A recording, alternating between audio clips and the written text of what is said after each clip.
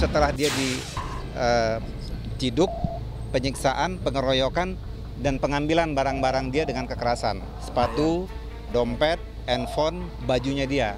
Axel pulang dengan sendal hotel, dengan baju yang sudah bukan baju dia, handphone yang sudah tidak ada.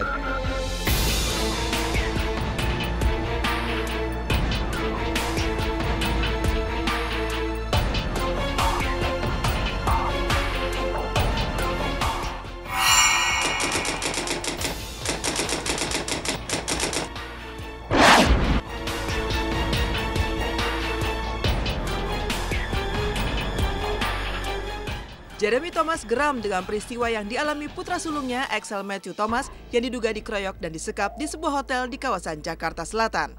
Kejadian tersebut terjadi Sabtu 15 Juli 2017 lalu, ketika Axel akan menemui seseorang teman dengan diantar asisten rumah tangga. Di tempat yang dijanjikan, Axel tiba-tiba dicekik dan dikeroyok oleh sekitar 3 atau 4 orang. Mendapatkan laporan atas apa yang terjadi pada putranya, aktor tenar era tahun 90-an ini pun mengambil langkah cepat dengan melapor ke pihak berwajib. Ketika akhirnya menemukan putranya dalam kondisi babak belur, orang-orang tersebut justru mengaku sebagai aparat kepolisian dan menduga Axel sedang melakukan transaksi narkoba. Hari Sabtu, kalau saya nggak salah ya, hari Sabtu, anak saya itu digonceng oleh pembantu rumah tangga pergi ke Pondok Indah Mall mengambil baju sama temannya yang biasa jualan baju. Namun fakta yang terjadi, anak saya melalui WhatsApp itu diarahkan ke hotel. Lalu anak saya menunggu di depan, tiba-tiba dicekek dengan seorang yang mulutnya bau alkohol. Anak saya menduga itu rampok dan kabur. Kabur, dikejar pakai tembakan, peluru tajam, dikeroyok, dipukulin beramai-ramai. Ada 3-4 orang dimasukin ke mobil dan orang itu mengaku oknum dan anak saya disekap. Yang mengantarkan itu lari ke rumah dan memberi kabar kepada saya. Sebagai orang tua tentunya saya mengambil sikap taktis. Saya langsung ke hotel tersebut dan saya menemukan kejanggalan dari jawaban security hotel tersebut. Seperti ada yang ditutupin dan saya langsung mengambil langkah ke Polda Metro Jaya Subunit Jatanras, kejahatan dan kekerasan untuk reaksi cepat. Ditanggapi, langsung kami membuat surat laporan polisi dan langsung kami bersama-sama unit Jatanras melakukan investigasi di atas. Pada saat kami dari saya bersama lawyer, bersama tim Jatanras mau masuk ke gedung, itu saya lihat putra saya turun bersama beberapa orang. Begitu saya dekatin, kondisi muka putra saya sudah babak belur. Pertanyaan saya yang pertama adalah kepada putra saya dan kepada mereka, siapa yang menyiksa atau menyekap atau melakukan penganiayaan terhadap putra saya? Tidak ada yang bicara. Pada saat saya bersikeras dan melakukan pendorongan kepada mereka, mereka mengaku petugas.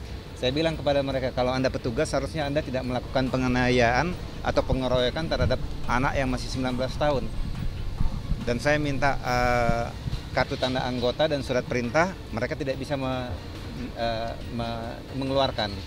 Dan saya langsung bersama subunit Jatanras mengambil alih Axel, karena memang laporannya adalah yang kita laporkan penculikan dan anaknya sudah ketemu. Karena kejadian ini, Axel mengalami sejumlah luka di sekujur tubuhnya dari kepala hingga lutut. Namun selain luka fisik, Jeremy mengaku putranya yang masih berusia 19 tahun itu juga mengalami trauma akibat peristiwa tersebut. Sementara untuk dugaan keterlibatan Axel dengan kasus narkoba, Jeremy menilai jika putranya tak terbukti melakukan transaksi narkoba. Axel mengaku jika kedatangannya adalah untuk menemui teman masa kecilnya yang berjualan kaos.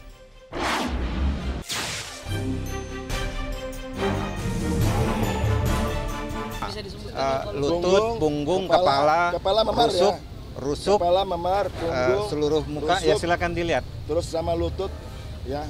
Sangat trauma secara psikologi lah.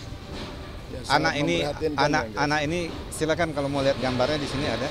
Ya, anak ini sangat trauma. Anak ini tidak ngerti apa-apa, tiba-tiba dipukulin, disiksa, ditodongin senjata di kepalanya dan diborgol ke belakang dengan kondisi baju yang terbuka. Sudah visum? Sudah. Sudah. Kami hasil visum kami dikawal dengan baik oleh Jatanras Polda Metro Jaya. Sudah visum langsung malam itu juga di RSCM dan hasil visumnya hari ini keluar bersama tim Jatanras Polda Metro Jaya yang akan diteruskan ke Paminal Barreskrim. Dia bukan ditangkap oleh narkoba, bukan. Dia itu diarahkan, dipaksa untuk mengaku dan faktanya tidak ada barang bukti apa-apa. Dia clear, tidak ada tersangkut dengan yang namanya barang-barang tersebut dan dia itu mau dipulangkan. Dipulangkan sama mereka gara-gara mereka pikir ya nggak ada apa-apa. Tapi setelah dia diciduk, penyiksaan, pengeroyokan dan pengambilan barang-barang dia dengan kekerasan. Sepatu, dompet, handphone, bajunya dia. Axel pulang dengan sendal hotel, dengan baju yang sudah bukan baju dia, handphone yang sudah tidak ada. Axel tidak mengaku dan tidak bisa dibuktikan dengan tuduhan-tuduhan pemaksaan mereka. Terkait temannya yang mengarahkan ke hotel. Saya nggak tahu apakah ada teman, apakah yang namanya di WhatsApp orang tersebut ada nama Axel, itu bebas sekarang. WhatsApp-nya saya ada di nomor kalian semua kok. Jadi itu bisa terjadi, tapi faktanya adalah anak itu tidak terlibat oleh apa-apa. Tidak ada narkoba, perlu saya clearkan dulu ya. Perlu saya clearkan, tidak ada apa-apa, tapi anak itu dipaksa mengaku. Jeremy berencana akan melaporkan peristiwa yang dialami putranya ke Divisi Profesi dan Pengamanan atau Propam. Namun, ia masih harus melampirkan beberapa berkas sebelum melaporkan dugaan penganiayaan dan penyekapan atas putranya. Kemarin, ia juga mengunjungi Axel yang masih dirawat di salah satu rumah sakit di Jakarta Selatan. Luka di kepala bagian belakang yang dialami Axel membuat Jeremy sangat khawatir kepada putranya. Tadi kita sudah berdiskusi ke salah satu penyidik analis.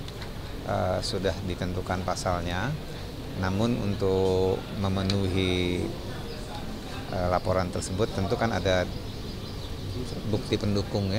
Komunikasi cukup baik, teman anaknya sangat fisiknya sangat terganggu, daya ingatnya juga tidak bisa gamblang, ngomongnya juga sepatah-patah, ada yang loncat, ada yang ingat dan itu saya mengerti karena dia mungkin tertekan secara jiwa dan badannya sakit. Jadi dia tidak bisa menerangkan segala sesuatu itu dengan gamblang atau dengan runtut.